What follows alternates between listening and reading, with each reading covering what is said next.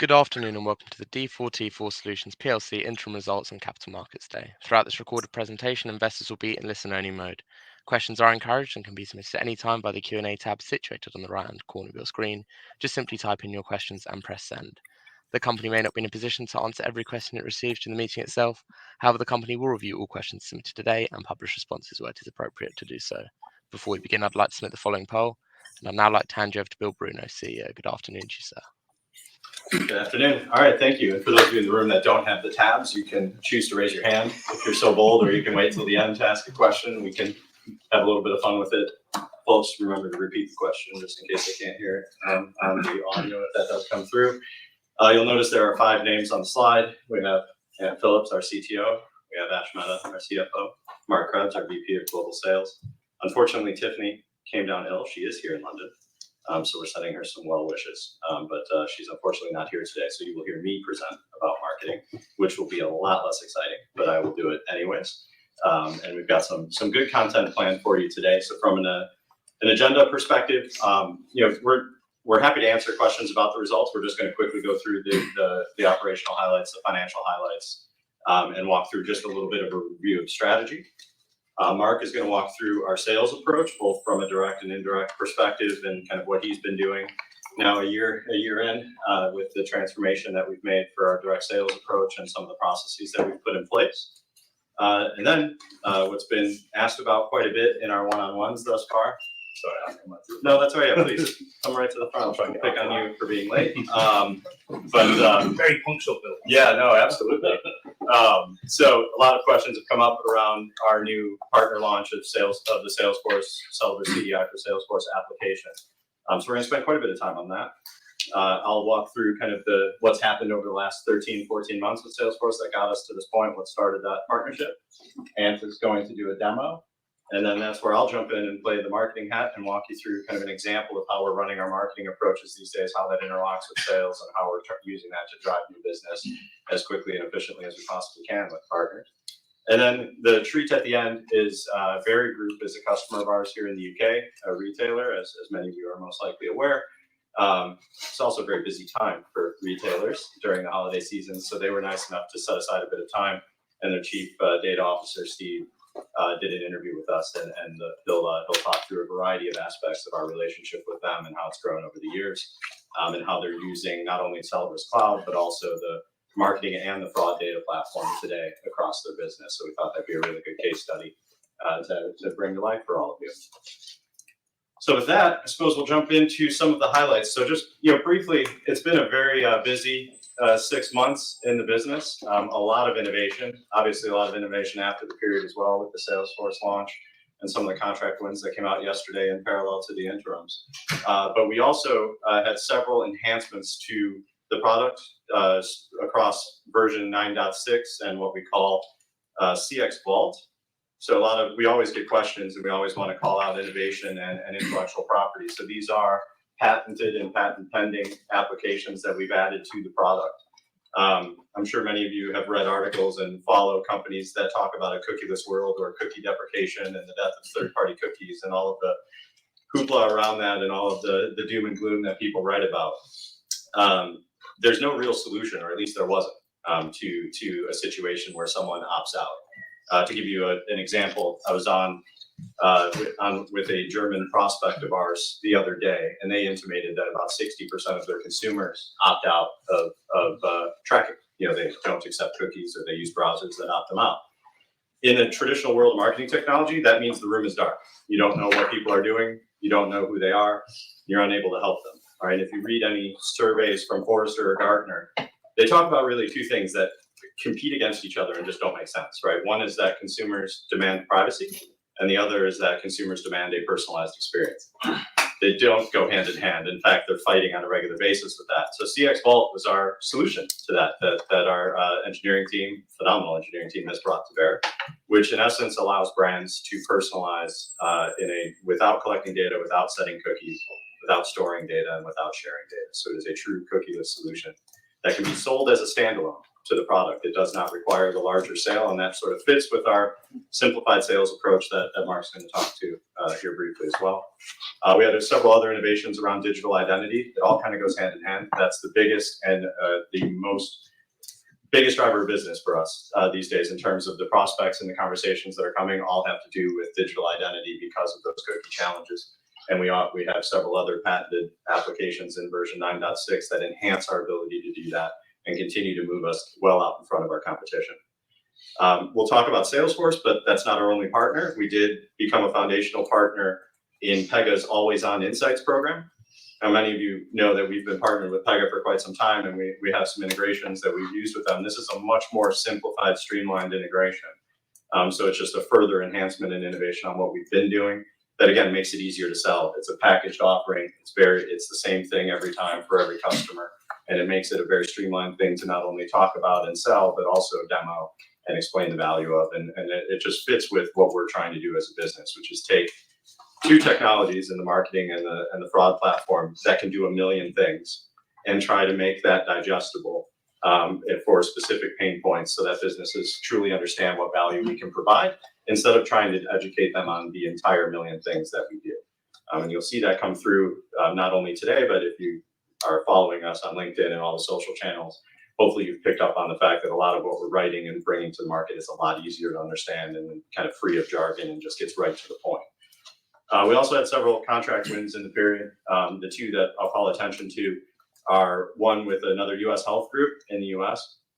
This one is important not just because it's a new logo, which is always important, but also because there's two elements to this that were key for us. One is this is a Celebris Cloud offering where we're hosting the environment for the client in a single tenant private cloud instance, which means it can be turned on seemingly immediately, and the client can start getting value much more quickly than they would if we were installing in their environment on premise.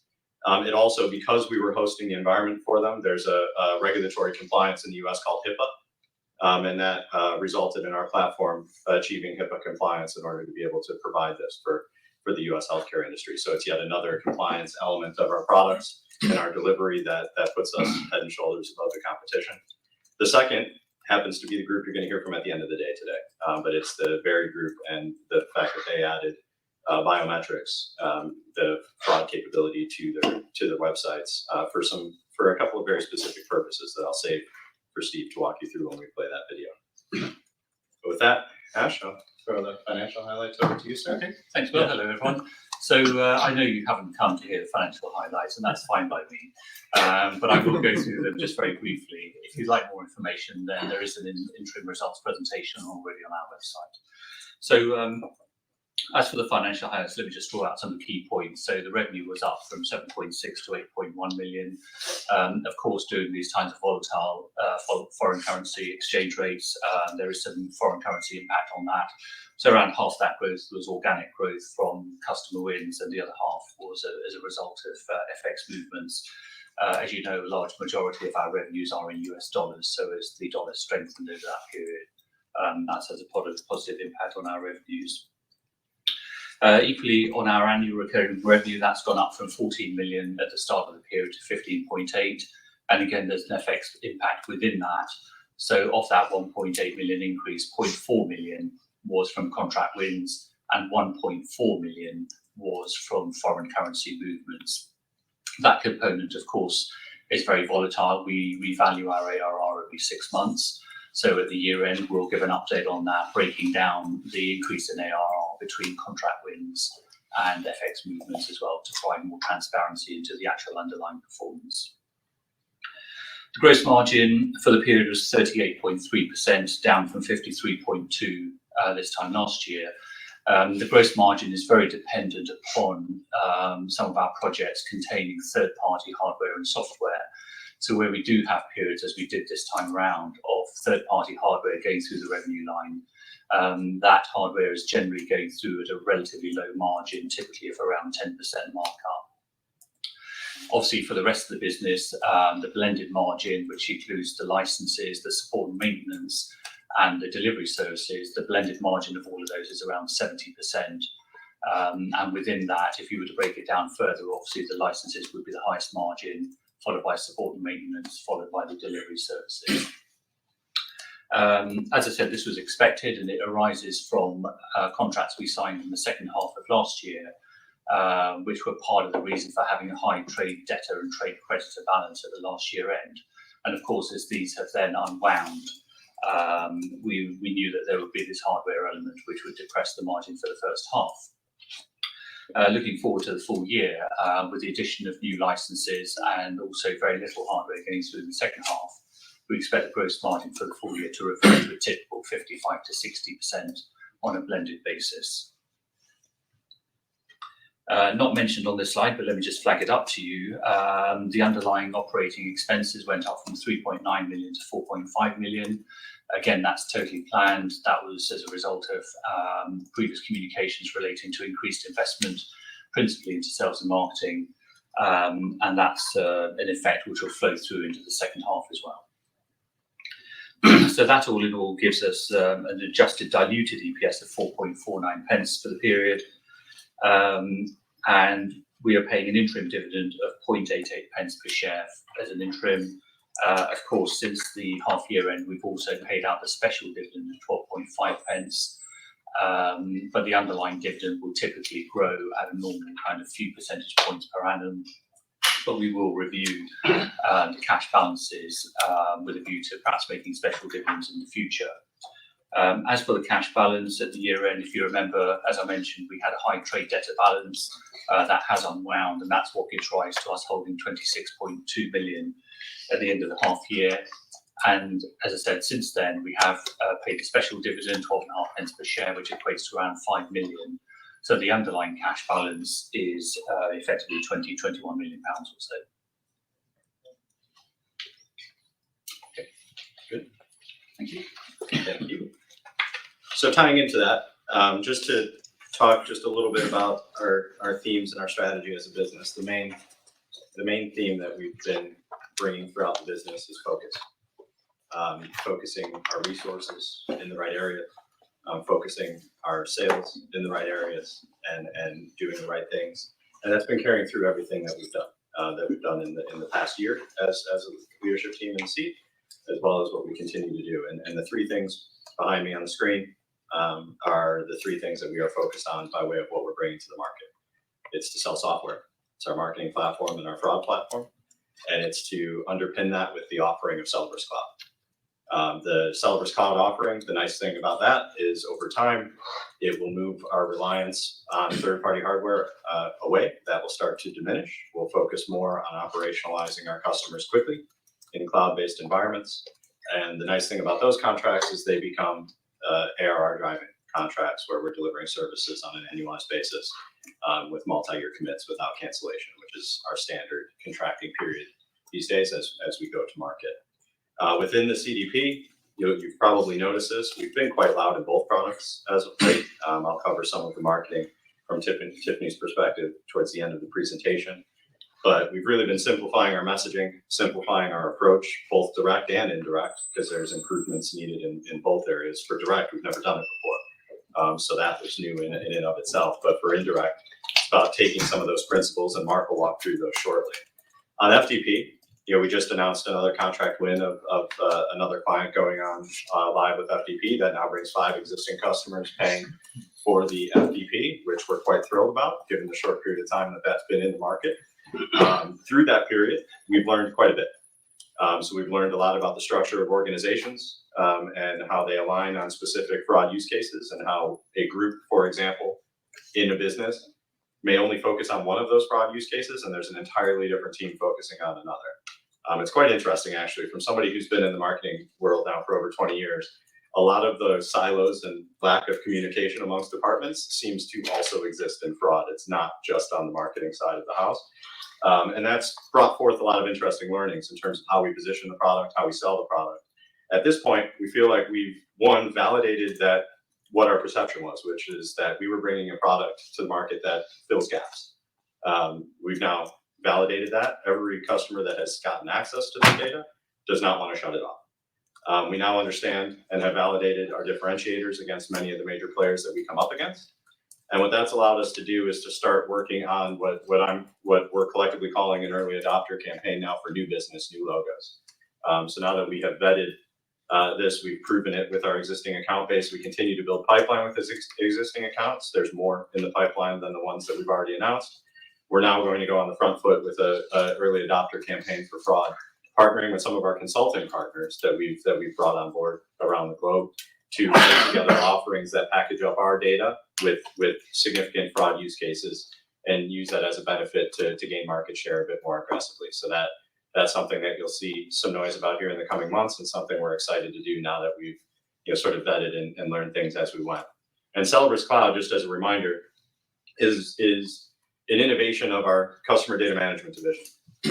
We have been building massive analytic environments for customers, helping them better utilize data, not only from our software, but from anything that creates data within their environments. That knowledge and that know-how and the innovation and some of the software and intellectual property has enabled us to build, this approach to Celebris Cloud, which is quite interesting, because when I talk about it, a lot of people just assume it's only us hosting. But we actually have the ability to deliver the construct of Celebris Cloud into a client's cloud environment as well. So if they want to host it in their environment, we can make that easier for them. We can help them manage it. We can spin up the software more quickly.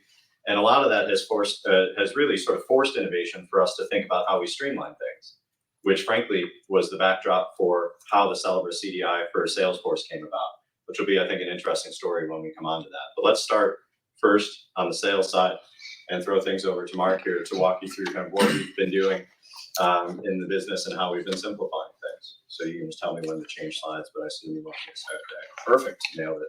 Hi, everybody. As Bill said, so I'm Mark Krebs. I head up sales for Celebris, all of our products underneath the Celebris line. I've been here for a little over a year. Just a little bit of a brief background. So I've run sales and business development and partnerships for several companies across a couple different industries. Most notably, I worked for helped start up a software company that was one of the first SaaS companies, that business model in the software world. And that's actually where I crossed paths with Bill. I'd say that we've been on probably hundreds of sales calls together and closed lots and lots of deals. So we're very comfortable in understanding how each other work and figuring out what works when pitching to folks. When I joined any new company I've ever joined, for the first couple months, I take the approach of observing and learning the product, the industry, the competition, observing everything we're currently doing, why we're doing it, and what we could possibly be doing different. As far as the learning was concerned, the majority of my time for pretty much most of the first year was learning about our partners, because historically, our go-to-market strategy was to sell through partners. So we started off the year as we have in the past, following the same blueprint. We did global sales plays, global sales kickoffs with our two main technology partners, Pega and Teradata. As Bill said, partnered with system integrators and consulting firms around the world. Basically, we did over 50 industry team presentations globally, educating partners about who we are, how our technology makes their system better, why they should feel compelled to make introductions to their clients. As a result of those industry presentations, we had hundreds of individual calls with teams to talk about their clients, through strategy meetings, ultimately resulting in introductions to their clients. It was, as I was observing, I realized it took a lot of time. This education and enablement of partners took a lot of time, because you had to get them up to speed on an industry and a product that they weren't necessarily familiar with, even though they understand the overall industry and kind of where we fit into it. Excuse me. So I noticed the amount of time that it took, but it worked. The great majority of opportunities, active opportunities in our sales pipeline came from partner introductions. I would have to say, I think everything I've been told from previous years, our engagement with partners is probably better than it has been ever in the past. We attended events, stood in their booth, co-presented with them. We flew around and met with individual teams for their regional team meetings. We sponsored events. We did all the whining and dining you're supposed to do for partners and salespeople. to get them excited to try and pitch our product.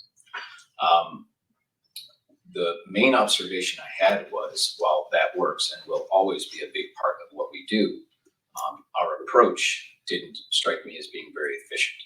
It took a lot of time and lots of calls, and it frankly took up the majority of the sales folks' time spending talking to partners. And in my mind, I think they'd be way more effective talking to prospects and clients.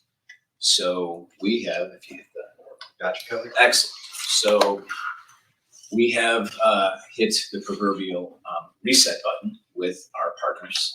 We were pleasantly surprised at how well received it was, because they tended to agree as we started making these observations of, hey, we're doing a lot of talking, but we're not doing a lot of as much sales as we probably should, considering the opportunity. So we've taken a much more targeted approach. We think we'll accomplish way more with way less time invested, and our partners seem to agree.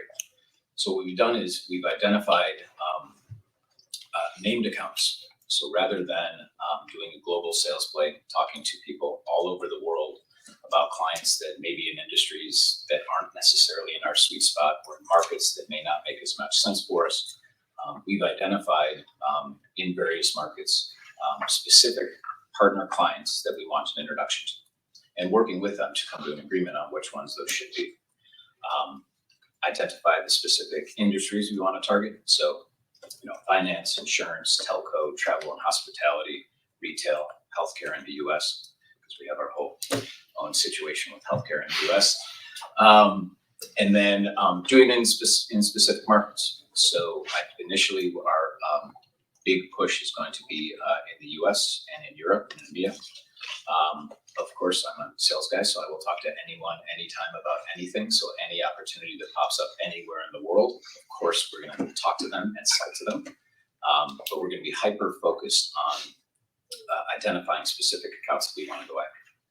And again, our partners agreed, rather than spending all of our time educating their teams about who we are, what we do, how Celebris works, all we're going to do is have strategy calls with them and say, this is a named account. This is why we believe they are in dire need of our solution. This is why our solution is going to make your existing footprint better. You're going to make more money.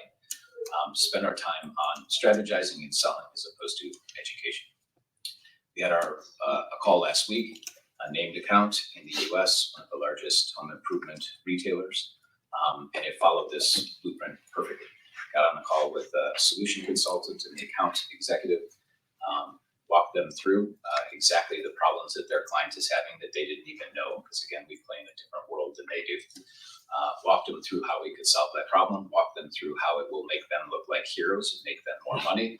The account executive said, that sounds great. My main contact is the chief data officer. I'll set up a call for next week. So again, rather than, to Bill's point about focus, rather than spending so much time on education and enablement, we're basically having our partners get us in front of their clients as fast as possible, because we can sell way better than they can. So it seems to work. Along these lines, we have changed around the internal structures and created incentives to try and elicit the behavior that we want even internally. So rather than the sales folks spending the majority of their time working with partners, our partnership team is basically taking that back over and doing a lot of the lead gen. I would not call them business development reps, but they to some extent are. Their job is to work with partners, have these strategy calls, identify clients that fit our ideal customer profile, ask the hard questions of, is this really a good client? Are they in a good position? Is this the real time, the right time to be talking to them? Identify these key metrics that we would expect for a lead to be flipped over to sales. So partnerships have taken that over. They're going to do basically all of the bird dogging to identify these opportunities. As soon as they have, the trigger will be as soon as they have qualified and they have a client ready for a first call, they're going to flip it to sales. And I think the one thing I just want to put out there is the nature of people is if you want them to do something, you incentivize them to do it, right? So as Mark built this strategy, we then change the construct of how the partner teams and everyone's incentivized. If you're incentivized to feed sales with leads, miraculously, you start to see people do those things. And that's been a theme that I know I've covered with many of you over the last year, of just as we've restructured the business and aligned people in these categories. It's about coming up with the right objectives, the right goals, and then incentivizing them, bonusing them, offering share options, whatever the case may be, depending on what motivates those individuals to do those things in exchange for those types of incentives. You know, it's the same thing. A salesperson, if they're not going to make money, they're not going to do it, right? The same thing happens throughout the organization. You just have to figure out what that option is, or what that benefit is that we need to offer in exchange for that. People are creatures of habit. Sorry, go ahead. No, that's entirely true. Next slide. Next slide. Thank you. So we're very excited. We're already seeing this start to work. We were really encouraged that our partners, the senior management of our partners, entirely agreed. Lots of motion, lots of activities, with not nearly as many results as we should have. So they seem to be as excited as we are. We're already starting to see engagement. We're already seeing our partner team, to your point, eliciting the right behavior. They're already starting to call us and say, hey, I've got a call scheduled for you with so-and-so. Those are the exact kind of calls I want to get from the partnership team. I've got a new lead. So freeing us, not spending nearly as much time, being way more efficient, and I think will result in way better results. We've been hyper-focused on the partnership side of things, but as a result, that also frees up the salespeople to do what the salespeople should be doing rather than educating. They should be selling. So we have spent a considerable amount of time basically building out a direct sales approach. It's not something that Celebris, I don't think, has done historically, but it's what I'm most familiar with. And it's funny, when I said that I observed when I first started at a company, one of the first things I noticed was if and when we were to get in front of a new client, or I'm sorry, a new prospect, we would run through the presentation, show them what we do a technical demo. Without fail, at the end of every single call, the person that we were presenting to was pissed off. They were angry because they're like, why don't I know about you guys? Why do I not know that this technology exists? Because it solves the problems that I've been having to deal with for the last 10 to 15 years. This is a pain point that I have that you guys solve immediately. I've tried 4 or 5 other solutions. They can't do it. I mean, it was shockingly consistent of people pissed off that they didn't know that we existed. That to me screams, we need to do a lot more talking. So the first bullet point on here on marketing, and we'll talk a little bit more on the marketing side of things, but you've probably seen it in social media. We've been going very loud. We've been way more active than we ever have. Just getting name recognition. I was shocked in the beginning of how many people we would present, and they just said, we've never even heard of Celebris. You have some of the biggest clients in the world. You have technology I've never seen before, but I've never heard of you. Like, they just didn't understand. So to me, this is a massive opportunity for us to just go really loud. So we built out a direct sales program, and you have to build the infrastructure for that. So we have sales enablement tools. We've implemented a CRM. We're using HubSpot. We have subscribed to sales enablement tools like LinkedIn Sales Navigator and Zoom Info. Each salesperson has identified 100 target accounts in each one of the industry verticals that we're targeting. And we're doing direct prospecting now, something that we haven't as a company done. Of course, all of our sales guys have done it before. We just haven't done it here. So they're very excited to build out sales funnels. This graphic is just an automation that we built in HubSpot, where you identify a key title within an organization that we're targeting. You put them into basically a funnel. They get emails, they get LinkedIn messages. Marketing is kind of blazing the path ahead of us so that they'll see advertising on LinkedIn before they even hear from us. Create brand awareness. Doing this on the CDP and the FDP side of things. Because this is new to Celebris, obviously it's a lot of refinement and optimization required, because we test things, see what works. CRMs are incredibly sophisticated now, where you can send out a series of, let's say, 5 emails. You can see open rates, and you can tell the 5th email seems to resonate way better than the 3rd one. I want to change and optimize and figure out what messaging you can get very efficient very quickly. And so we're constantly doing that. The other, going direct, there's several positives that come out of it. One is visibility. When you're talking direct, when we reach out and we get somebody to talk to us, or they see marketing and they reach out to us, which is now happening, which is fantastic. They're raising their hand and saying, I'm interested, tell me more. There is no education. Like, you don't have to tell them what their problem is. They have the problem. They know what their pain point is. So it gives us the ability to be a lot more prescriptive in our conversations, understand exactly the pain point, what is it they're trying to solve, what's the directive from their boss, what is the pain point, how much is this costing us, or what is the increase in revenue that you're looking for. So it's the calls that we've been on when we're talking direct, it is amazing how much quicker the conversation proceeds. There isn't this back and forth, like, again, going how we had historically been doing it with partners, going back and forth and trying to find the right person, and lots and lots of prep work.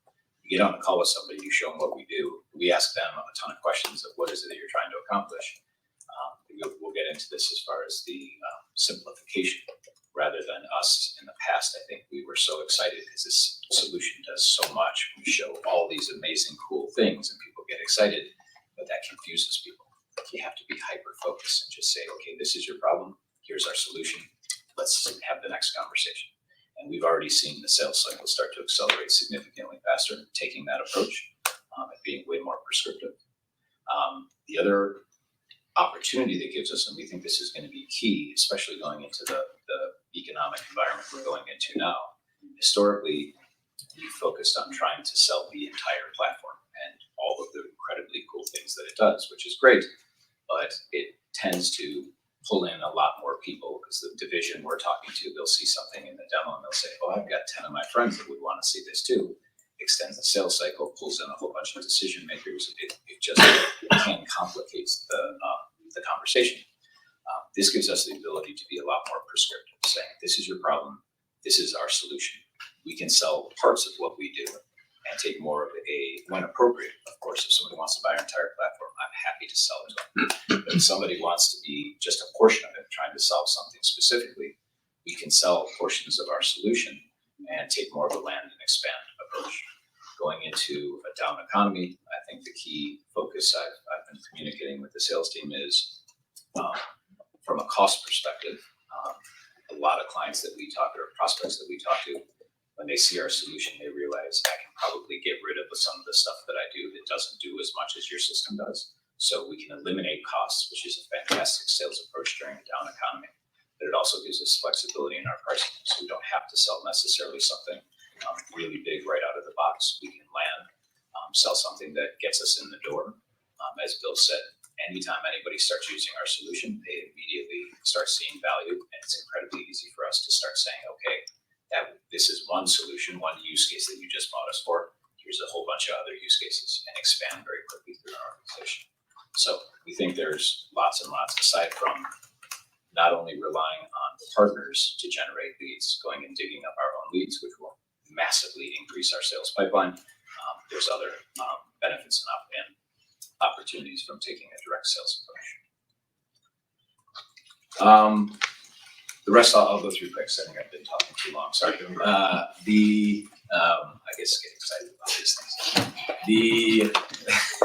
So clearly, to roll out a new strategy, both from a partner side and the direct sales side.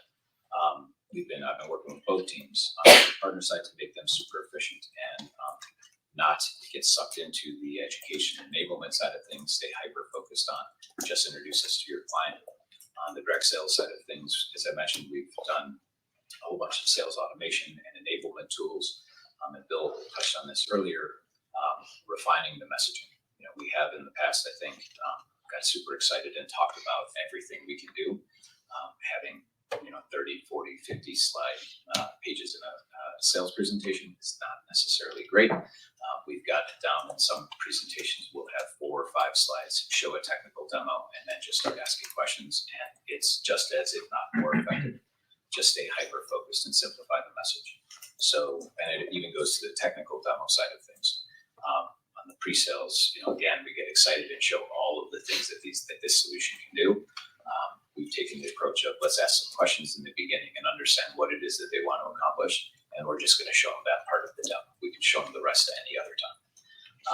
This makes it significantly more repeatable, and then it ties in with the whole marketing side of things. Once we identify or have been identifying the messaging that seems to resonate based on industry, based on job title, it makes it very easy to replicate. And then marketing can basically pave the way for us as we're doing our direct sales outreach. They're going to blast the marketplace to educate folks, and they'll understand when we send them an email, they'll have heard of Salesforce. And then the last one, I'm more, have always been, words are only worth what they're worth. I'm more of a show me kind of guy, so I recognize none of this matters until I start bringing you guys a ton of new logos.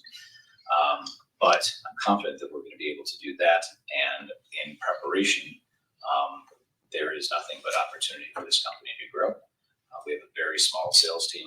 We have unlimited market to go after. In preparation of that we're starting the process now of putting systems and processes in place.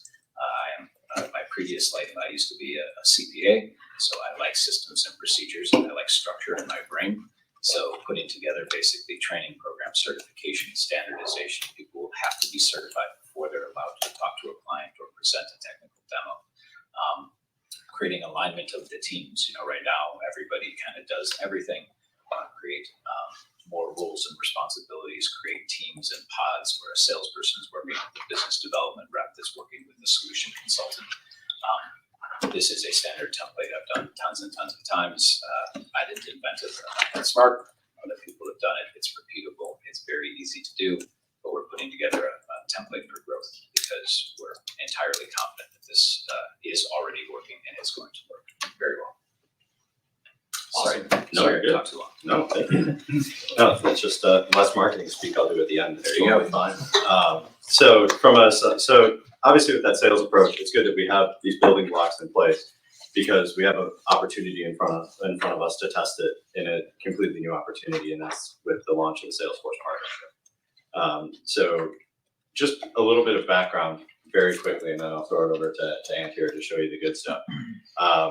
They came to us, so it was a good friend of mine who was pretty high up at Salesforce and led some introductions for us 13, 14 months ago, something like that. I'm bad with time, but it was somewhere in that window. And they came to us with two things. One, they were missing digital identity and key elements of the digital journey to power their journey builder application that they call, but basically all the orchestration that they do for marketing, right? How brands trigger campaigns. You look at that pair of shoes and then somehow it follows you everywhere. Those types of things, they were lacking the data that they needed to do that. That was one. And then the other comment they made to us is they said, and because we're lacking that, we're losing deals. So we knew it was a massive opportunity for us to innovate with them, because if they're losing deals, then there's an immediate way for us to both win. We assumed, and we have now found out, their sales teams would be incentivized and aligned against it. And that's where this customer data integration came from. Now, to be quite honest, Salesforce has a couple of CDPs, I think, they've acquired now at this point in time. So bringing in another partner that had CDP tied to it just really confused things when it comes to sales, right? We don't care what you call us if you buy it, if I'm being quite honest, right? So Salesforce has this CDI concept. We ran with it. Customer data, that's what we do really well with our digital identity services, and we integrate with Salesforce. So it seems pretty straightforward at the end of the day. And so ultimately what it is we have a direct integration now. It's pre-built. There's t-shirt sizes, as we call them, small, medium, large, extra large. And there's a basic and premium version. It's all based on the size of digital sessions or digital visitors that a brand may have across their site. And for the basic small t-shirt, starts at $12,000 a month. You sign up for it. It's a very streamlined version of our application, and you start to get all the things that you see in pink on the slide to varying degrees, depending on whether or not you purchase the basic or the premium version. It's very prescriptive. It's very simple. As a result, it fits in line with everything that Mark was outlining in terms of how we sell. And it's kind of the perfect marriage of what we're trying to do. You'll see some background here in the differences between basic and premium, but in essence, basic, you get the basics, and premium, you get a few extra data points around identity and some of the interactions and things like form field interactions. And the beauty is, regardless of the level, you have this data land right within Salesforce, and it's part of the Salesforce data model. So a brand will go in, and you'll see this in the demo, but they can pivot and make decisions and triggers right off of the data. They don't even need to know it's coming from Salesforce. It's just right there within the platform. And we power the digital identity side, which is something that Salesforce, I've worked with them for many years. And I've had a lot of friends that have worked there over the years, and that's always been a struggle. You see when you're logged in, they do really well. But when you're not logged in and you're that anonymous user, even if they should know who you are, it's difficult. And that's something that we've mastered with the patents in our application around digital identity that I've spoken to all of you about numerous times now. And we thought this, just as a final point before I throw things over to Ant, this was a direct quote that came during the integration work that we were doing. Salesforce calls it live time. We've always called it real time, and everybody's got different things, but basically they saw the magic being that in live time, in the moment, a marketer can be in the marketing cloud and can be using Celebris data that's inputting literally in milliseconds, updating in the moment. So you could be on a website right now powered by Salesforce and Celebris, and they're making a decision about what you're doing because that's how fast it is. And that's how great this integration works.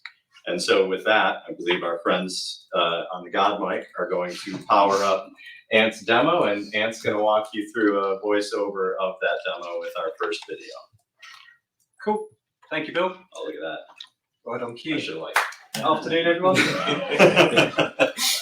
Right, so maybe 10 or 15 minutes, walk you all through what this actually looks like and get under the hood a bit of the tech. The way we've structured this is it's actually a video. There's quite a lot of different things going on, and it's a lot of clicking around, which I want to avoid in a demo. So I've kind of pulled this all together into a demo, which I'm going to pause and start and just talk you through what the different things are doing as we move along. Celebris Cloud, Celebris CDI, Salesforce Marketing Cloud, of course. So hopefully it will kind of join up in one story. I have just one slide at the start, just to explain a bit of context for what Celebris CDI is, and then the rest of it will be either our app, Celebris CDI app, or indeed Salesforce Marketing Cloud. Right, so the one slide is this slide. 4 things then, just to explain a little bit more about what this is. First of all, this Celebris CDI for Salesforce is a data as a service, meaning that I got you. It just kept playing. Oh, thank you. Yeah, you're good. Go ahead. Yeah, perfect. Yeah, it's a data as a service, meaning that you instrument your website or your mobile applications with Celebris. We collect the data, we enrich it, we deliver it into Marketing Cloud, into the customer's Marketing Cloud, which they can then use all of those tools in Marketing Cloud in near real time, in live time. So it's a very convenient way for Salesforce Marketing Cloud users to get the right data in the right way. Second thing to say is it's all about visitor profiles. So there's different kinds of data. If you ever get under the hood of data, there's all different kinds of data. The kind of data which we care about in Salesforce Marketing Cloud is actionable data. I want a piece of data or some data about each of my visitors who are using my applications, my web applications, my mobile applications. I want to know where they come from in the world, what they're interacting with, what their interests are, all of those things. And those things we call visitor profiles. So the way you'll see this presented in Marketing Cloud is essentially as a table of visitor profiles. So I can see all my audience, I can segment them, I can put marketing campaigns around them, all of that good stuff that Marketing Cloud does in a very easy to consume way. The third thing, which kind of joins up with something that Bill and Mark were talking about earlier, is around identity. This all sits on top of our identity graph. It all sits on top of Celebris core foundation, which means that all those nasty things that are happening in the world for marketers around the death of third-party cookies and many other things, ITP, Apple's ITP, all of that is solved for. They get that as part of the package, and that's a really compelling part of the story. And then last but not least, compliance and secure.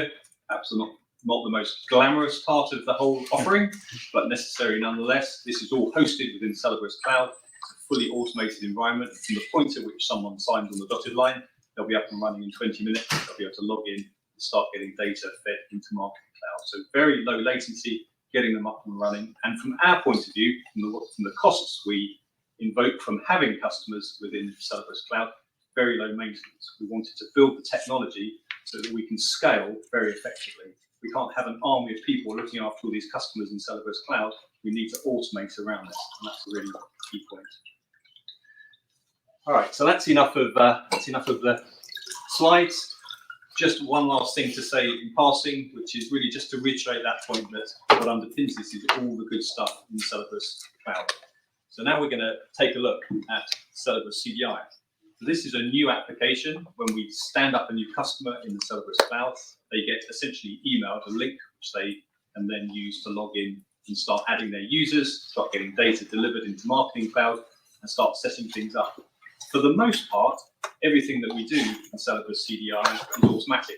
You just add our libraries to your web or mobile applications, and data starts flowing. It's really, for getting up and running, there's very little required of the end customer. But nonetheless, there are some things about web and mobile applications which are specific. So how do users log in, for example? What sort of things as a marketer are you really interested in tracking, those kind of goals, and what sort of marketing campaigns to use? You want that data in Marketing Cloud as actionable data. So you have to tell us a few of those things so we can deliver the right kind of data. And that's really the focus for the CDI app, is just to get up and running quickly and then give us those hints, those clues to deliver the right data into Marketing Cloud. And that's what you see me clicking through a few of these things here. You can tell us, for example, what your website domains are. Unless you've got very good eyesight, you'll see that that's very.co.uk and littlewoods.com, which we'll come back to in a moment. You tell us how people log into your website or where they register, for example, what kind of identity you use. You can download things around consent and the Celebris tag, just pause it there. And importantly, some of those things are absolutely central to how marketers work. Marketing campaigns, goals, how people search on the site, how people set up signals to show what they're interested in. Those are the things where you can fine-tune what Celebris CDI does. So as an example of that, I've got two in here. The first is a very straightforward goal. So this goal, again, unless you've got sniper-like eyesight, you won't be able to read that, but what it actually says is that you're interested in creating a goal, essentially a signal, when someone lands on the checkout page. So a really simple piece of information to say that Anne's checked out or completed the checkout. And actually, when you look at how marketers work, they set goals all over the place. Perhaps they set up a goal that says they want to drive people to a particular page which has some special offers on it. Or you want to see if you can drive people to a particular part of the site or use more of an application which isn't being used very much. And these goals are used for all sorts of analytical purposes and to see what kind of results they're getting. And being able to give us those clues so that we can keep an eye out for them and give that data to the marketer is really important. So that's one part of where the customization happens. Another part of the customization is where they quite simply just tell us, just pause this at the right moment. So there we go. So on this part of the CDI app, they tell us what their domains are. What are their website domains? And this, they've got two in this example. One is very.co.uk, one is littlewoods.com. And then they tell us how they would like the signals generated. This is deploying our machine learning actually on their website so that they can attach, say very.co.uk. Well, that's a retail, primarily a retail website. But we'd also like to generate financial services signals because Very actually does a lot around financial services. They do loans and various other products as well. Whereas if you looked on this for a healthcare customer, you deploy our healthcare machine learning so that we can look for what the customers are showing an interest in and generate the right signals accordingly. Is someone interested in credit card offers, or is someone interested in buying PS2, for example, for a retail kind of use case? We have 6 industries, which range from the ones on screen there: retail, financial services, healthcare, insurance, telco, travel and hospitality. And we'll grow those out over time. I suspect the financial services will be probably the most popular, and also retail. Salesforce is very strong in retail, so I think that's going to be a really good one as well. And that actually is all there is to the CDI app. It sounds really trivial, and hopefully it is that simple for marketers to use. This is just about giving the marketer the tools so that we can shape the right data that we deliver into Marketing Cloud. And actually pretty much everything else I'm going to talk about is all in Marketing Cloud, because that's where the actual action happens, and quite rightly so. I think the amazing thing too of that, I've been working with this technology now for over 20 years. And the fact that someone can log into this simple app, make a few changes, and that just automates the configuration of Celebris without any manual intervention at all is quite groundbreaking. It's an incredible thing that the team has come up with. Yep. So just before I switch across to Marketing Cloud, I'm going to just show you a very simple use case, which as the theme for today is very, and if you missed it, Black Friday was last weekend. I'm just going to simply show you someone logging into their account on Very, which is a handy way of showing that someone actually identifies who they are by giving us their email address. And then I'm going to do a site search, that little text box up to the top there. When you click in that, kind of site goes a bit grey, and you type in what you're interested in and it gives you search results. So that's a few different things there from a sort of observational point of view. Someone arriving on the site, showing an interest in a particular topic, logging in, and all of those different pieces of data, as I'll show you in a minute, arrive in Marketing Cloud, and then you can build journeys around that, which I'll show you as well. So first and foremost, let's go to the account page. No great rocket science here. I just log in using my work email address in this example. Nothing more than that. We're keeping an eye on this, obviously, and we can see us log in. I go and do a site search. I'm just typing in the word loan there, and lo and behold, I arrive on a page which Very's website has where you can get loans. So if you're buying some high-value products, then you can get a loan for it and spread the payments out. Simple as that. Now, of course, from a marketer's point of view, that's very interesting because we now know my email address. We probably know how I arrived on the site. Did I come in through a referral from another website? We know that I have an interest in loans. In fact, I'm starting to show some of those behaviours on the website here. So all of that information is very interesting, very useful. So the point of the Celebris CDI is to make that actionable in Marketing Cloud. So let's switch across into Marketing Cloud. Anyone familiar with Marketing Cloud, or anyone used Marketing Cloud? No, not many marketers in the audience today. Okay, so this is Salesforce Marketing Cloud. That's a hard to read banner at the top there. It's just a whole bunch of different tools. Marketing Cloud has lots and lots of different rich tools that you can use to create customer journeys and do paid media advertising on Facebook and all sorts of other good things, personalization, analytics. The one tool that we are super interested in, well, there's two really. One is called Contact Builder, because that's where we, in Marketing Cloud, do all our data stuff, or people in Marketing Cloud do all their data stuff. And then the really interesting tool is Journey Builder, where you build customer journeys. So I'm going to show you the data part first. And I'm going to just move across into Contact Builder, which is this tool which is coming up now. And it might be probably easier to see this on replay when you've got this in front of your computer screen rather than on the big screen at front here. But what I'm doing here is just going and having a look at these things called data extensions. And the data extension in Salesforce is nothing more than just a table. If you use Marketing Cloud, you have lots of data extensions. And we'll provide a data extension full of lots of visitor profiles and all the data that we know about visitors to your website or your mobile application. We'll have other data extensions as well. You might have a data extension which includes customer information, what products you've sold them. You might have account information, what their balance is. All these different pieces of data roll up into data extensions. And one of the really most compelling things around this solution is to join our data to other data sets within Marketing Cloud. Because it's all very well known that Ant's interested in taking out a loan and that Ant's interested in buying a big screen TV. But if I've already bought those things very recently, then that really changes the kind of customer journey that you put me through. Because if you keep marketing the same thing when you've already bought a product, that's really irritating for consumers. So therefore, the digital data is crucial, but it's only part of the picture. You need those other data extensions. You need that other data to complete the whole customer journey. I think it's also goes back to a comment Mark made. Obviously, we're in an economy that you're all dealing with on a daily basis and monitoring. Brands are going to want to optimize their costs. One great way to optimize costs is to stop spending on things you shouldn't be spending on because it's wasteful.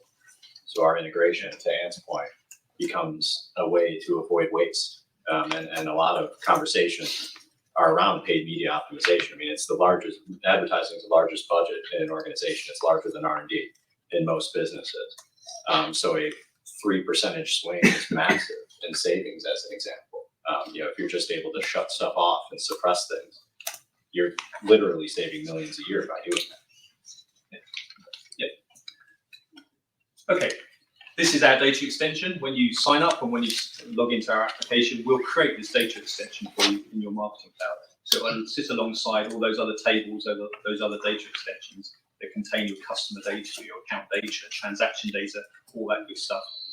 It's quite a wide table. It has about 70 or 80 different data points. So for one individual who has one row in that table, will have about up to 80 different data points. And those are across about 12 different topics. So things like what forms you've interacted with, perhaps you applied for a loan, that will be a form on a website. Things like your geolocation, where in the world you come from. All these different topic areas boil down into a set of fields in that table, and there's about 70 or 80 of them. And within the tooling here, within Salesforce Marketing Cloud, you can drill down and start to look at these customers.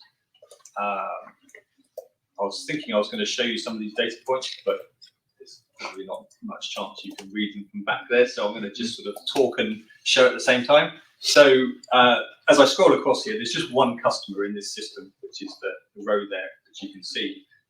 The row shows a few different things which are worth highlighting. It shows what kind of device I'm using. That's quite interesting. Am I an iPhone user, or am I an Android user, or am I using a PC? It shows where in the world I'm coming from. That's really super valuable from any marketer's perspective. It also shows us things I'm interested in, my signals. So when I was working my way through that very website, you saw me showing an interest in getting a loan, and that data shows up in this row as well. Any identity information we have, like my email address or my account number or my username, that's in here as well. And that's very important, because if I want to join this data to other data sets, then I need to know that this email address matches with that email address in this other piece of data, this other data set.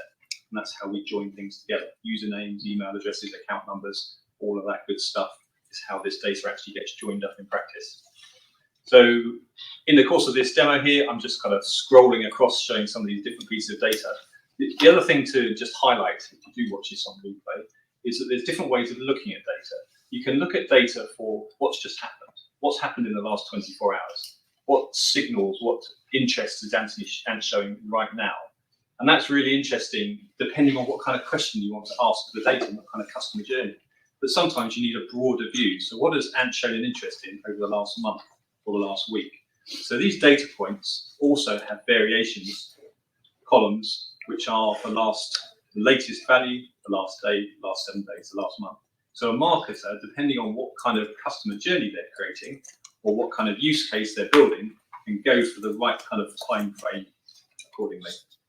Also important to note that time difference. None of our competitors can go beyond 7 days because of the cookie blocking and browser restrictions and the things that Apple has done. So they're blind, right? But what we bring to Salesforce in this very simple integration that has a lot of complexity within it in terms of the data is a full picture for as long as you'd like of a user profile. And that was the value Salesforce saw when they first saw our platform back in that initial introduction, and that's why they wanted us to build it. Yeah. Okay, so that's the data part. Let's get into Journey Builder now. There is one more thing which I just to mention in passing.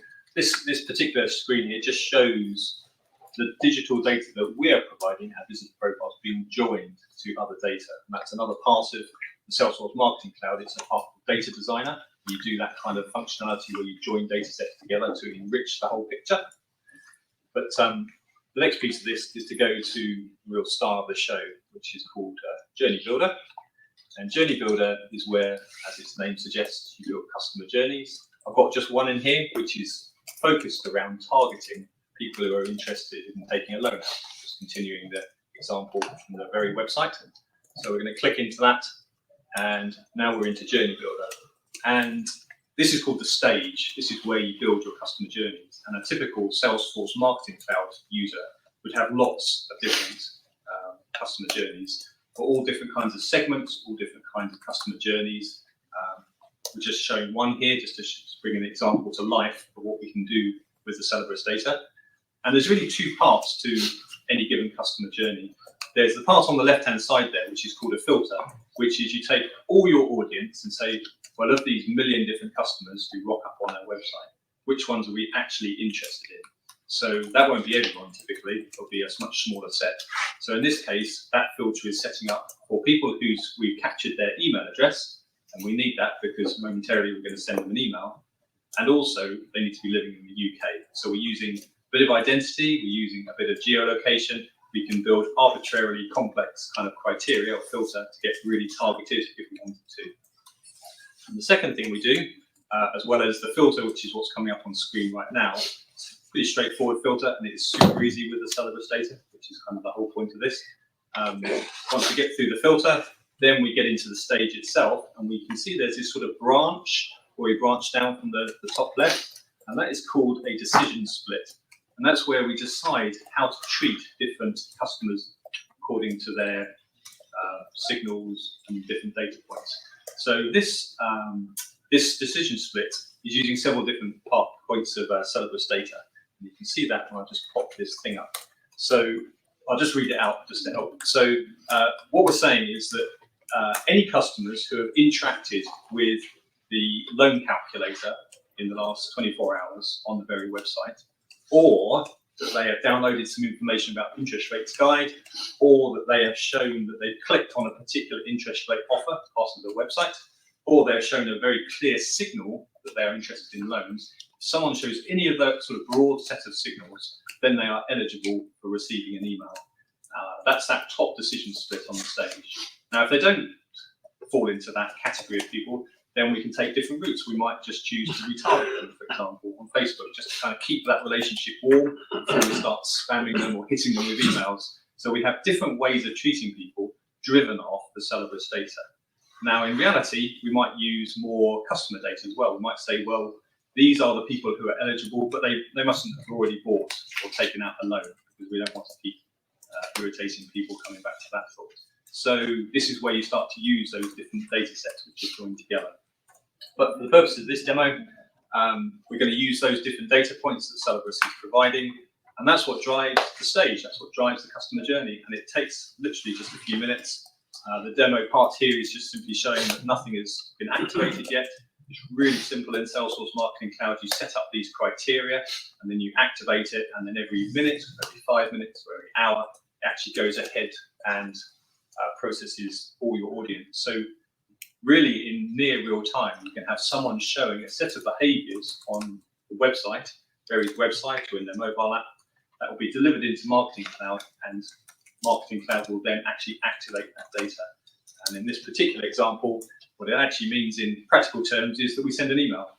And that email, as you can see on screen, is just a marketing email from us, but of course in practice that will be about the loan which Very would offer that person. So that is an end-to-end solution driven from the point at which they contract with us. We'll stand them up in Celebris Cloud. 20 minutes later they can log in, they can set up how their website works, give us some of those clues around goals and signals and good things, and the data starts to flow into Marketing Cloud straight away. And then all the goodness that is in Marketing Cloud, all those great tools, become actionable with our data really immediately. Okay, that's it. Awesome. Thank you, sir. I'm sure there'll be some questions at the end. As a reminder for those of you listening at home or in your offices, you can use the Q&A panel, because we've got a few more minutes here, and then we'll open up the floor for questions. So get all your typical questions ready to rock. So this is where I'm going to play the role of Tiffany. To be honest, we'll probably get her when she's feeling better to record this section, and we'll just put it up on the investor site so you can actually hear it with the passion and the enthusiasm that it deserves of someone with her background. And but I will do my best. And fortunately, I've been in many conversations with her about this, because obviously when we think about the marketing opportunity, when you partner with someone like Salesforce, there's a lot of opportunity. But they're also a massive brand and a massive organization. So the goal is obviously to come up with the right message, to come up with the right alignment between our sales teams and theirs, to fully understand how their sales teams are incentivized. Going back to my comment earlier, people are creatures of habit. So we want to know exactly what they're trying to do, what their bonuses are aligned to for that year, how they're going to get paid, and make sure that everything we do with them in the field is aligned around making them happy, right? For us, it's very simple. We just want to sell the app, right? And the beauty of it is it's such a streamlined version of Celebris that then once this is landed and we've closed a CDI opportunity, there's massive opportunity for us to upsell them into everything else. So for this, the whole point was to build something digestible. I mean, 12 grand a month is an extremely low entry point. It does widen, we think, potentially the funnel of the types of organizations that are going to start using Celebris as well, and bring us into markets that, you know, ultimately we might not be targeting with our executive sales staff, but we don't need it, right? The goal over time is to turn this into a credit card swipe. That's more the running. We're just starting to crawl, obviously. But that's sort of the running phase, is to where somebody can just go sign up and be done with it. You know, and we'll have, you know, as we're building out our partners and our solution integrators and consulting partners, we may, for certain t-shirt sizes, we may not even ever interact with those customers. We may just have, like Salesforce does, when we built the app, we had to partner with one of their preferred vendors to help us build the app within the app exchange. It's the process they follow. Similarly, just thinking in the future, we may do the same and have a list of partners that they can select and the brand can work with to help them manage this implementation without them ever even having to come through our door. The machine that Tiffany and her team have built is quite phenomenal from a lead generation perspective. You heard Mark talk a little bit about this at the beginning, but I'll pretend to understand all the nuances of this. But in essence, every piece of content that we put out now is measured. Every interaction you have with that content is measured. And there's a scoring system that sits behind that HubSpot puts in place. So as you interact with our content, you may eventually become a marketing qualified lead. And that means you've shown interest in what we do. When that happens, it lands in these guys' inbox for Mark to assign to someone and then qualify it from a sales perspective. If it's not an opportunity at this time, the person goes back into the marketing bucket and the process continues. But as they fall out the machine, you know, sales then takes them, runs with them, qualifies them, similar to the partner approach we mentioned before. And the way we're scoring and the amount of content we're putting out is by design is a lot. So we've got really two things at the heart of it. We have our marketing team in-house, but if you recall, we also brought our marketing PR in-house as well. Not only was it more cost efficient to bring that in-house, but it also is just more productivity efficient, because if you have somebody that actually works for you, they're going to work harder for you, right? They only have one client, and it's us, and they only have one team to answer to, and it's our sales team. So it makes it a lot easier. It's just a lot more pragmatic. So there's a ton of messaging and planning that goes into these campaigns, and marketing has, I think there's 5 or 6 different campaigns running in parallel at any given point in time, where based on what you show interest in, you're going to get different messages, you're going to get different ads, you're going to get access to different content. We're practicing what we preach, we're using our own technology, and we're using the systems that Ash and I have spoken about quite a bit that we've put in place. You know, from a HubSpot perspective, our operational systems, our finance systems, all of this is linked together and being linked together to provide full visibility. So if we see something working, we can pull that lever harder and generate more positive results. The press, we're extremely loud. Our platforms have been fortunate, and our people have been fortunate to win lots of awards. Ant is an award-winning technician on our team at this point. He contributes to cybersecurity blogs. We've got Circle, our fraud expert, who's won several awards, who many of you met last year at this time when we did the Capital Markets Day. The platforms themselves are winning awards. And again, it's about getting the message out, creating brand awareness so that we get entered into and introed into more conversations. And so that there's a better chance when one of our reps picks up the phone and makes a call that person has heard of us, to go back to Mark's point earlier. We're even, as we get into social advertising and email, we're even considering some fun things like putting a billboard outside some of the prospects' offices or RFPs that we're responding to.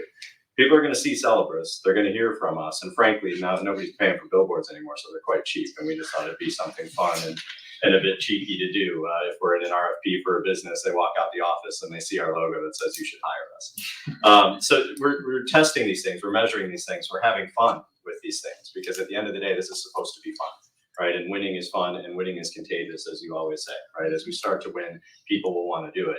And we'll use that as an opportunity to drive more results from our partners, from our teams, et cetera. And that's where the alignment really does come in. The nice thing about our simplification in message is that we don't have to build a million things for sales to get these guys what they need in the field.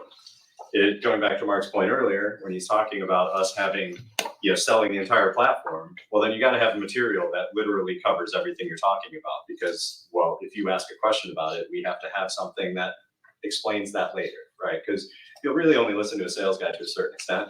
then you want to see the proof. You want to see the product. You want to see it documented somewhere, et cetera, et cetera. So as we're simplifying on these use cases, there's a ton of content being created. And then that means that we can focus on these specific, think of them as just swim lanes, right? Great, you have this gap, you have this need.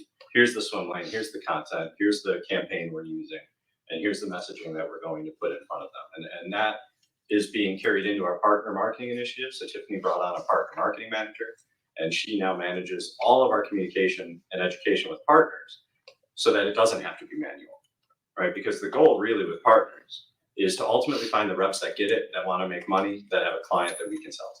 It's really all we care about. It's very simple. All the other ones, put them in the fishbowl and throw bait out there until one of them bites. So getting them in an automated nurture campaign, just like we're doing for potential clients, just like we're doing to educate our own teams, sort of practicing what we preach and constantly getting feedback from sales on what's working and what isn't. Because Tiffany and the team know that if it's not working from a sales perspective, doesn't matter how cool it looks, doesn't matter how fun the messaging is, doesn't matter how much fun we had doing it. If it's not generating business, it's not getting done again. And that's the iteration. You have to be willing. It's a terrible analogy, but I use it all the time. You have to be willing to admit the baby might be ugly, right? And so it's about just being able to walk away from something and say, let's try something else.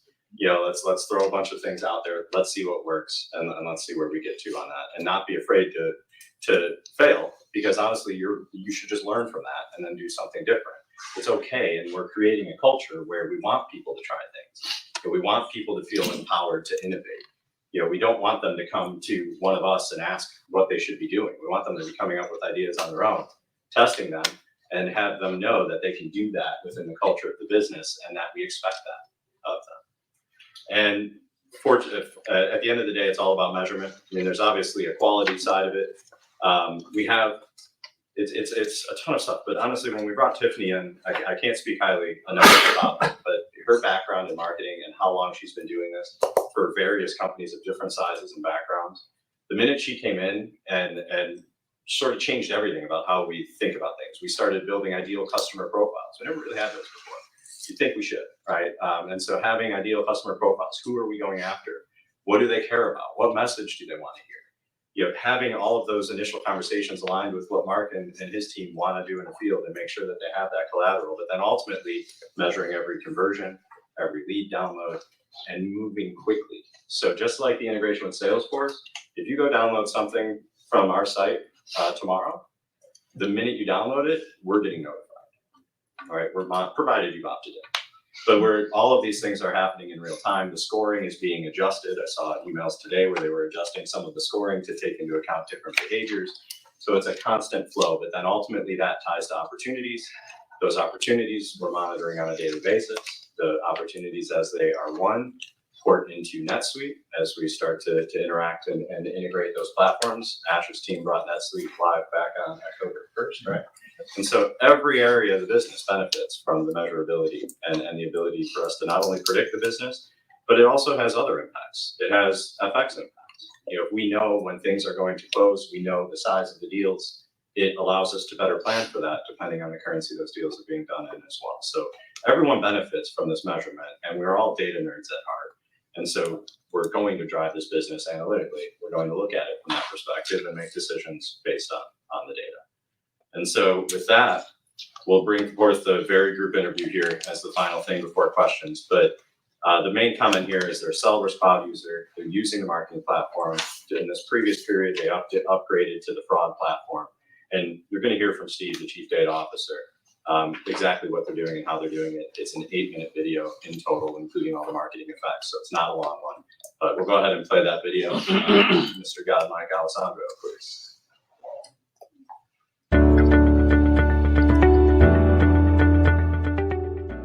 Hi, my name's Steve Pimlett. I'm Chief Data Officer of The Very Group. For those that don't know, The Very Group is one of the largest pure play digital online retailers in the UK, offering multi-range category retail purely online. And I head up all data analytics and platform capability for The Very Group.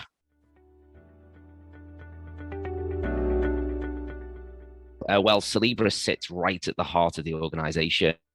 And so as a chief data officer, I've got the pleasure of really supporting the business with platform capabilities that span across all our business units, and Celebris is one of those platforms.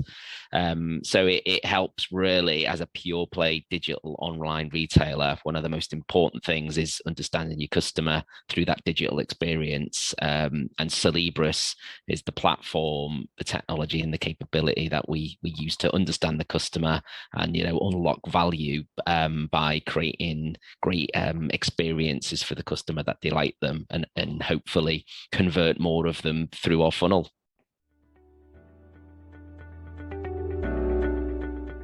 I think as more and more companies think about cloud scalability, the reality starts to dawn that you've got all these clouds that you have to manage yourself, unless you can partner with somebody that offers managed service type capability.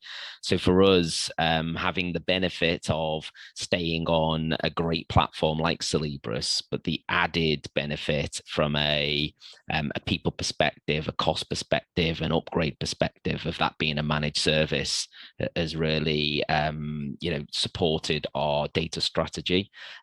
Why has it benefited us? Just things like upgrades, patching, resilience, thinking about scalability, disaster recovery, all the things that come with managing a platform. Celebris manages that for us, so we can concentrate on the value creation element, understanding customers, thinking about attribution, thinking about fraud, and not necessarily, maintaining and running the platform, which is really important. But we can pass that to our partners at Celebris.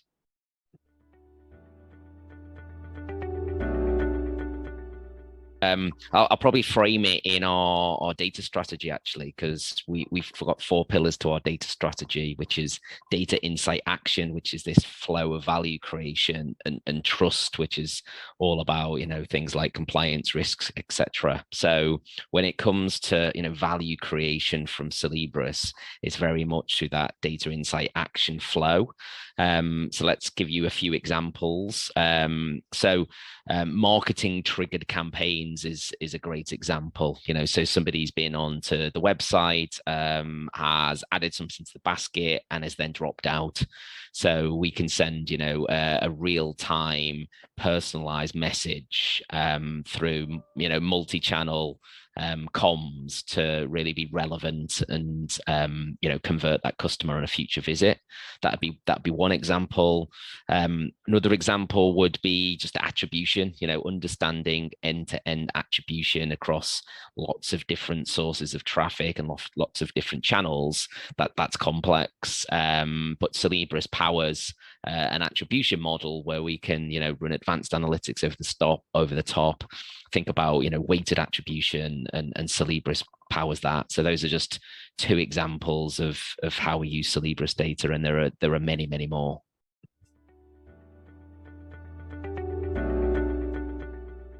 Well, I think with the deprivation of third-party cookie data, I think first-party cookie understanding of your customers is vital, and I think identity becomes vital. And if you think about again Very's business model, we have millions of customers who use our digital propositions across many devices, across many domains now, as we have got more and more brands. We've got Littlewoods, we've got Very Group, and we're about to launch a loans business.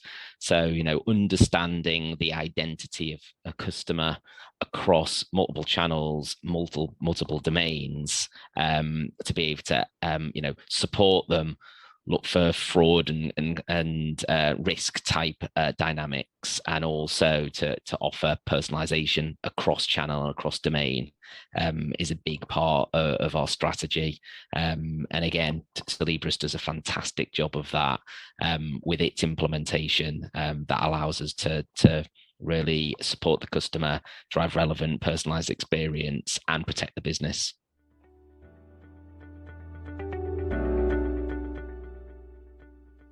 Well, it took bot detection first, and I think the bane of my life at the moment is definitely building a trusted visitor count for everybody across the business, especially our marketing colleagues that are looking to understand, how their marketing dials are impacting volume of traffic to the business. And bots are getting more and more sophisticated. So, working with Celebris, using their data, looking at some machine learning techniques and anomaly techniques, we're able to either really real time do bot detection or post visit do bot detection to remove that from our visit accounts. Why is that important? Obviously, well, we're trying to optimize our business in terms of volume and conversion. So it's massively important to us as a digital retailer to have a trusted visitor and conversion number. So Celebris really sits at the heart of that and powering that to make sure our digital customer experience and our marketing experience can be built upon, a trusted foundation. So that's it from a bot detection. From a fraud detection, you can imagine, again, being an online retailer, offering everything from Apple products, Sony products, right through to just fashion, beauty, sports, home furnishings. We get a lot of fraudsters trying to just leverage what technology they might have. So what are we doing? Well, we're constantly looking to optimize our fraud detection and get ever more sophisticated. So some of the great facilities that Celebris offer in the fraud space are very much, things like as we get onto the fingerprint type technology, where we can understand, how quickly somebody types, some of the swipe speed, to really build, let's call it a digital fingerprint for that individual user on that individual device. And if we see a pattern that isn't the same, then that can, flag an alert, and we can start to, think differently about that particular visit in the context of our business model.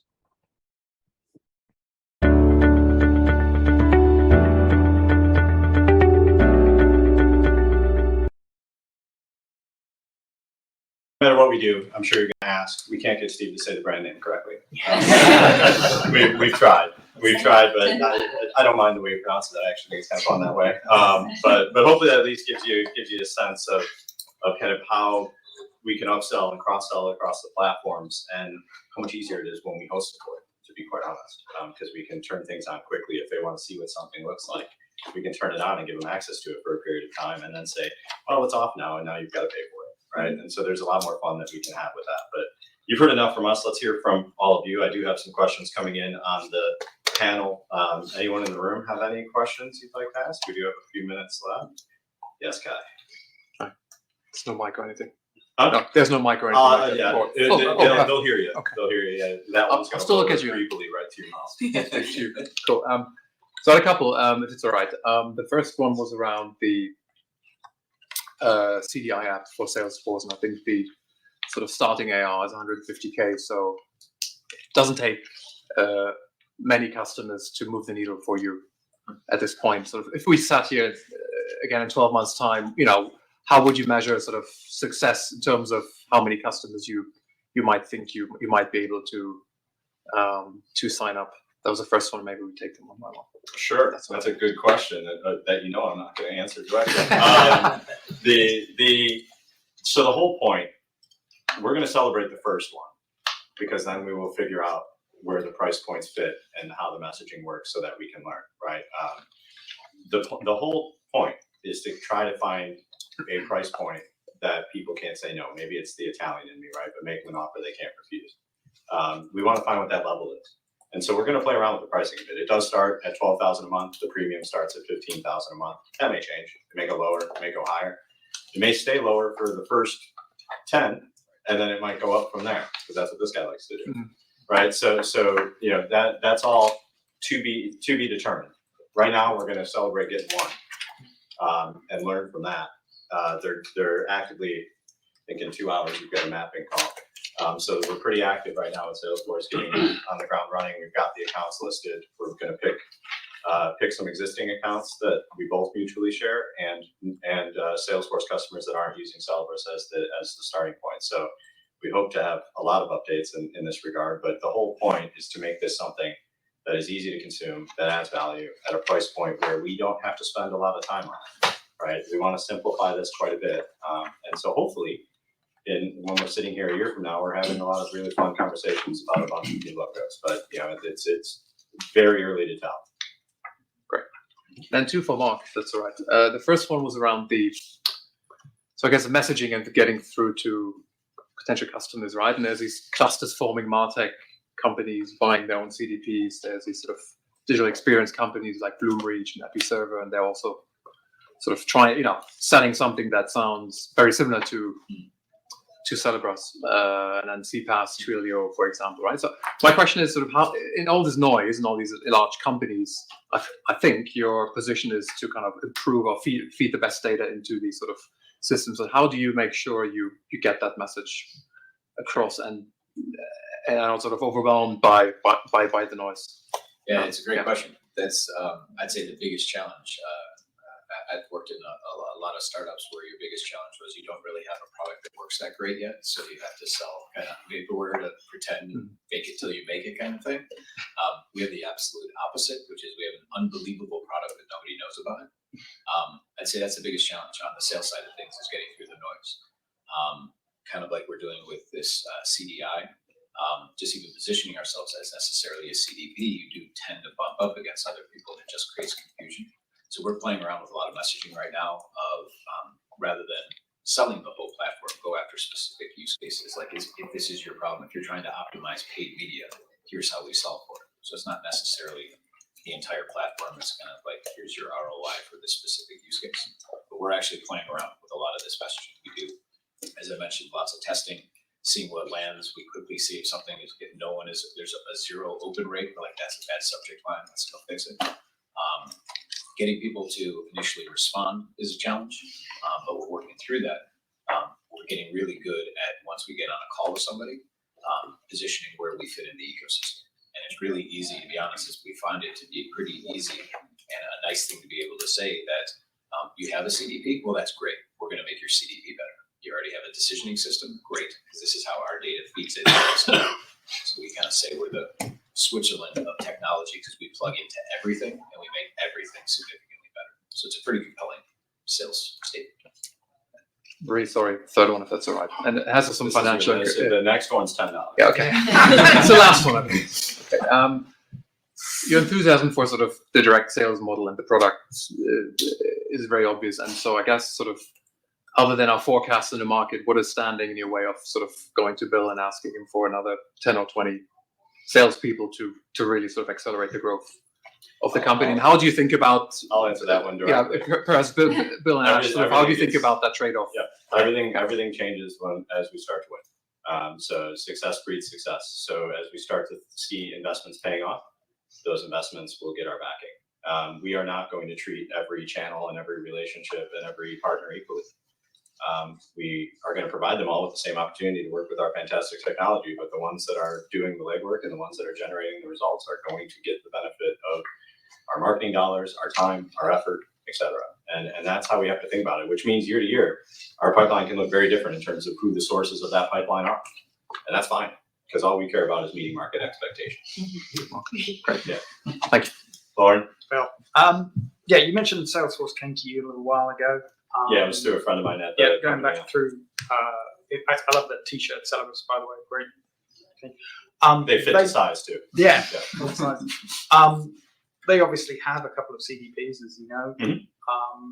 They weren't happy with what they got, or they wanted to broaden the experience. It's a great question.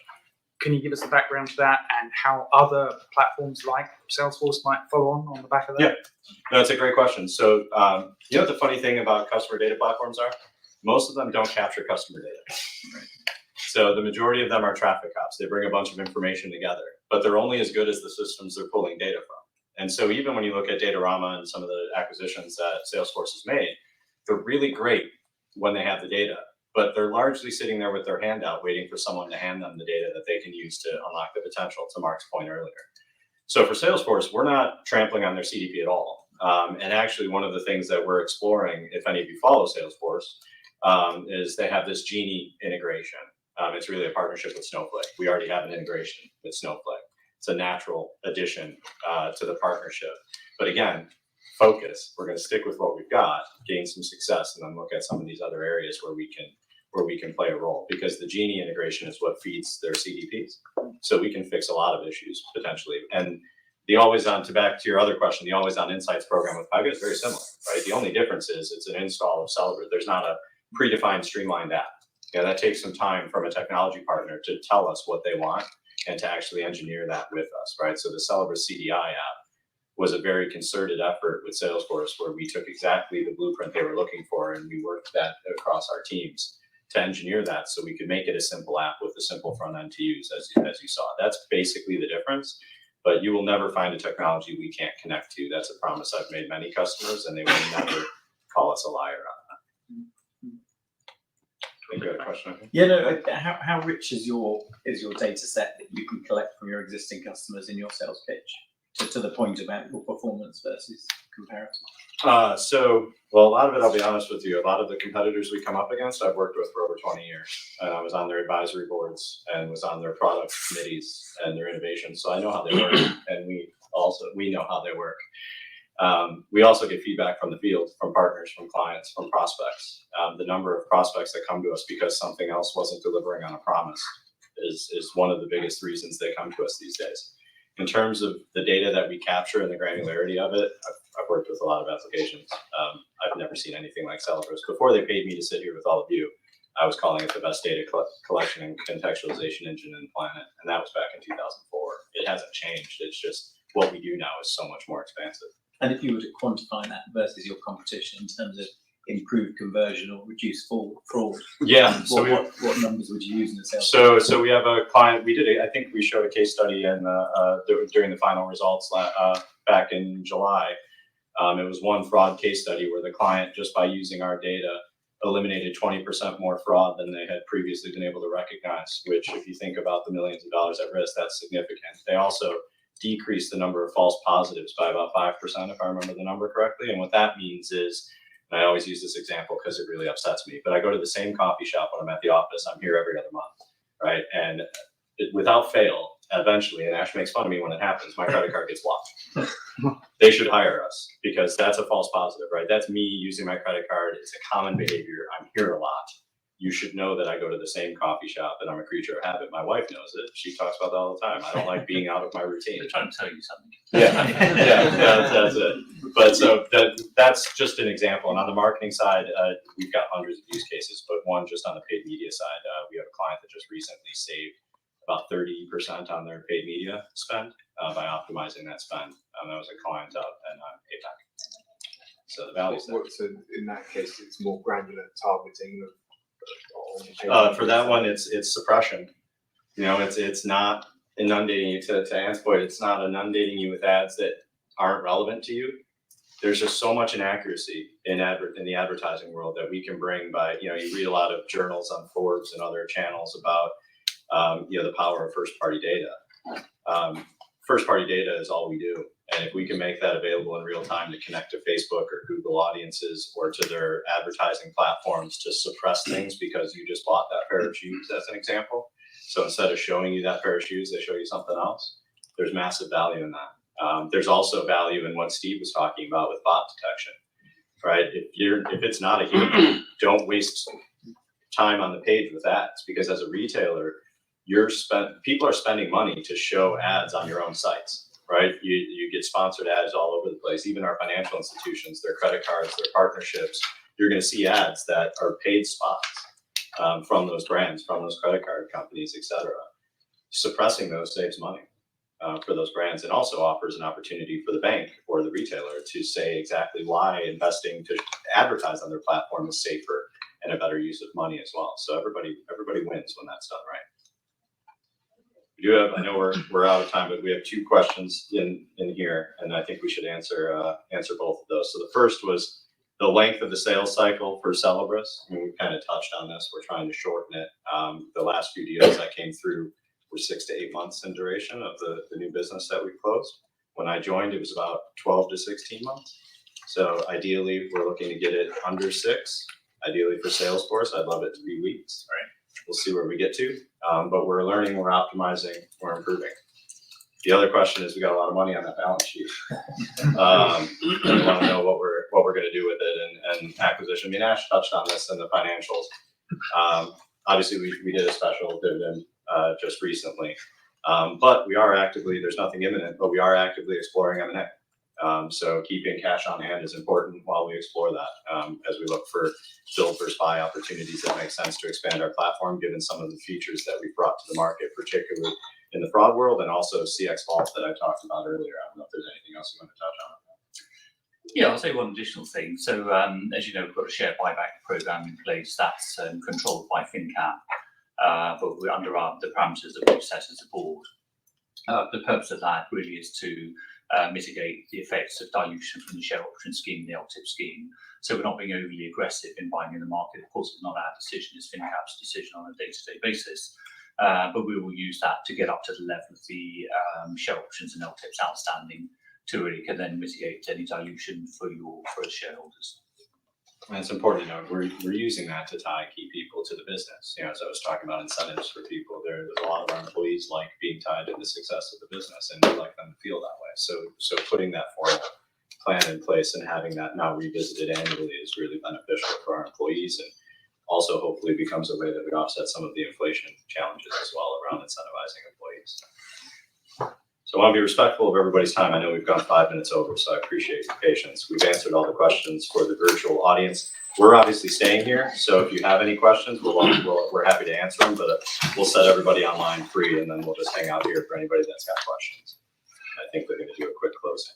Bill, Ash, and Mark, thank you very much for updating investors today. Could I please ask investors not to close the session, as you'll now be automatically redirected to provide your feedback in order that the management team can better understand your views and expectations. This will only take a few moments to complete, but I'm sure will be greatly valued by the company. On behalf of the management team of D4T4 Solutions PLC, we'd like to thank you for attending today's presentation, and good afternoon to you all.